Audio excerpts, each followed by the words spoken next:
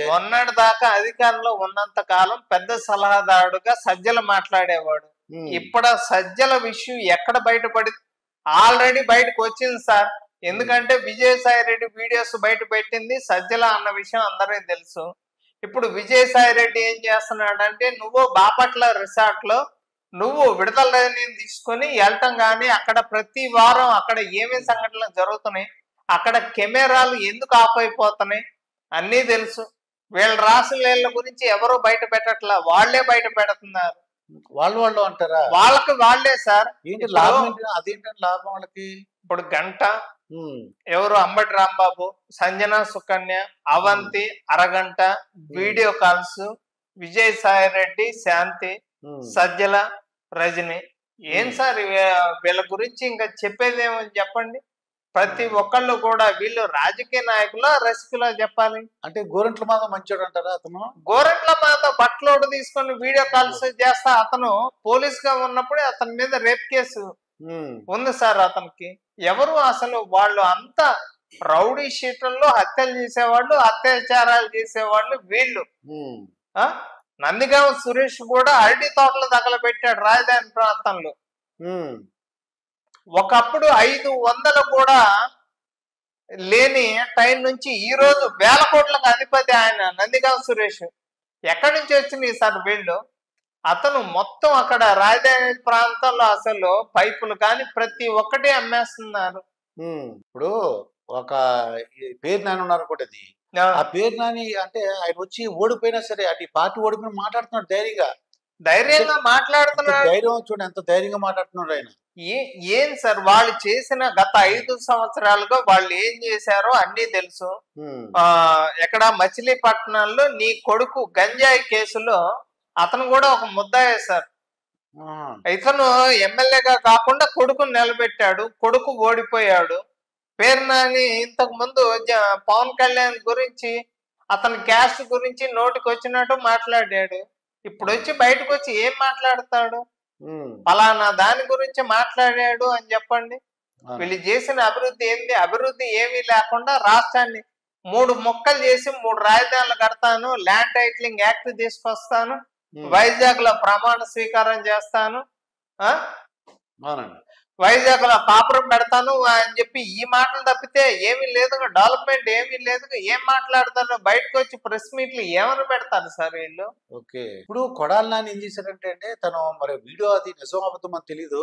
కొడాలి నాని ఏం చేశారంటే చంద్రబాబు నాయుడు గారు గెలిస్తే ఆయన బూట్లు తుడుస్తాను ఏదో చెప్పాడు. అది మరి ఇప్పుడు గెలిచింది ఎవరు సార్? 164 సీట్లు వచ్చినాయి, రావాలిగా. ఇప్పుడు ఒకప్పుడు టీడీపీ పార్టీలో కప్పులు మోసిన వ్యక్తి అందరికీ తెలుసు. వాళ్ళు ఏమేం బూతులు మాట్లాడారో, ఏమేం నీ అమ్మ మొగుడు చెప్పాడా అనే దగ్గర నుంచి కుటుంబ సభ్యుల్ని ప్రతి ఒక్కరిని కూడా తిట్టడం జరిగింది. అవును. ఇప్పుడు గుడివాళ్ళ నీ పరిస్థితి ఏంటి? ఏదో థియేటర్ అంటారు. థియేటర్ ని కబ్జా చేశాడు సార్. అక్కడ పార్టీ ఆఫీస్ పెట్టాడు, వైఎస్ఆర్సీపీ పార్టీ ఆఫీస్. మొత్తం వెనుగల రాము గారు మొత్తం హ్యాండ్ ఓవర్ చేసుకున్నారు.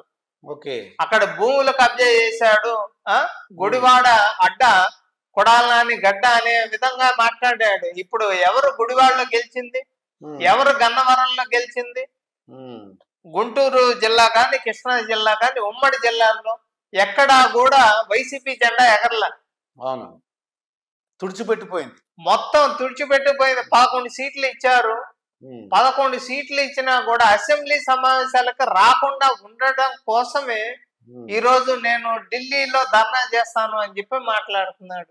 అదే ఢిల్లీలో ధర్నా ఎందుకంటారు? ఐడియా ఏమని ధర్నా చేస్తారు? రాష్ట్రపతి పాలన పెట్టమనండి. ఎందుకని రాష్ట్రపతి పాలన ఎప్పుడు పెట్టాలి? ఇక్కడ అరాచకాలు సృష్టిస్తున్నారంట. ఆయన చాలా 5 సంవత్సరాలు బాగా పరిపాలించాను నేను, 2019 నుంచి 24 వరకు బాగా పరిపాలించాను, ఎటువంటి అరాచకాలు లేవు.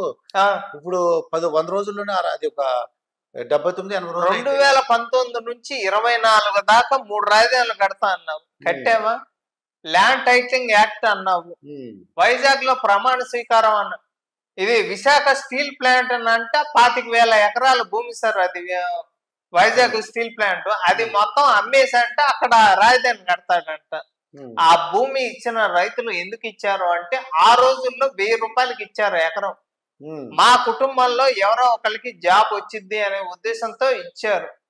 నువ్వేదో రాజధాని కట్టుకుంటా అంటే వాళ్ళు ఎట్ట ఒప్పుకుంటారు సార్? ఉమ్. దాదాపు అది 1,00,000 కోట్లు విలువ చేసేది. అయితే ఇప్పుడు కొడాలి నానికి ధైర్యంగా ఉండొచ్చు కదా, ఏ ప్రాబ్లం ఏం లేదు కదా ఆయనకి. కొడాలి నాని ధైర్యంగా ఉండొచ్చు కదా బయటకు వచ్చిన అంటే. కొడాలి నాని మీద వాళ్ళ వాలంటీర్లే కేసులు పెట్టారు సార్ అతని మీద.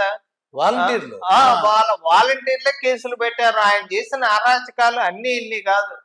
కాకపోతే మేము ఎందుకు ఆగుతున్నాం అంటే అతను ఒక క్యాన్సర్ పేషెంట్. ఎప్పుడు పోతాడో తెలీదు. నోటికి వచ్చినట్టు మాట్లాడాడు. ఇప్పుడు ఏం మాట్లాడతాడు? ఇంతకు ముందు మొన్న ఉచిత ఇసుక అని పెట్టారు బాబు గారు. ఇది నిజమా కాదా అని చెప్పి ఈవిడ టెస్ట్ చేశాడు, వచ్చాడు. బ్రహ్మాండం చేస్తున్నారని చెప్పి వాడే చెప్పాడు. ఇంకెంతకన్నా ఏం కావాలి సార్? ఇక జోగి రమేష్ అని ఒక అతను అప్పుడు పార్టీ మీద అది వెళ్ళాడు. అసలు బాబు గారి ఇంటి మీదకి వెళ్ళాడు జోగి రమేష్. ఎవరిని వదిలిపెట్టారు సార్? ఏదంటే ఒకవైపు డెవలప్ జరుగుతుంది. ఇప్పుడు రాగలరా ఆయన జోగి రమేష్? ఇప్పుడు ఎక్కడికి వస్తారు సార్? ఏం చేశారు ఆయన? అంటే బాబు గారింటికి ఇప్పుడు gate sir Mangalagiri party office మీద దాడి చేసే వాళ్ళని వదిలిపెట్టేది లేదు. బాబు గారి ఇంటి మీదకి వెళ్ళిన జోగి రమేష్ ని వదిలిపెట్టేది లేదు. గన్నవరం పార్టీ ఆఫీస్ తగలబెట్టారు. వల్లభనేని వంశీని వదిలిపెట్టేది లేదు. వీళ్ళు చేసిన అరాచకాలకి వాళ్ళు లేడీస్ అయినా రోజా గాని విడతల రజనీ గాని బాబు గారిని అక్రమంగా అరెస్ట్ చేసినప్పుడు వీళ్ళు ఏం మాట్లాడారో అన్ని తెలుసు. దోమలు వచ్చి కుట్టకుండా రంభా ఊరసి వచ్చి కన్ను కొడతారా అని చెప్పి మాట్లాడారు వీళ్ళిద్దరు. అమ్మో, అక్రమంగా కేసులు పెట్టారు. చెయ్యని తప్పుకే 3 రోజులు కేసు పెట్టారు. ఒక రకంగా బాబు గారిని చంపేద్దాము, హెలికాప్టర్ లో తీసుకొని వెళ్దాము, ఏ విధంగా అయితే ఇలా తండ్రి చనిపోయాడో ఆ విధంగా చంపేద్దామని అనుకున్నారు.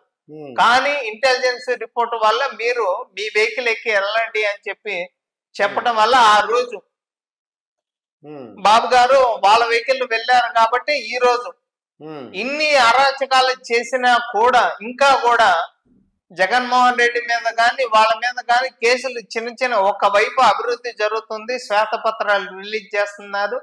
రెడ్ బుక్ అంటే ఊరికేం రాయలేదు సార్. పాదయాత్రకు వెళ్ళేటప్పుడు ఇబ్బంది పెట్టారు.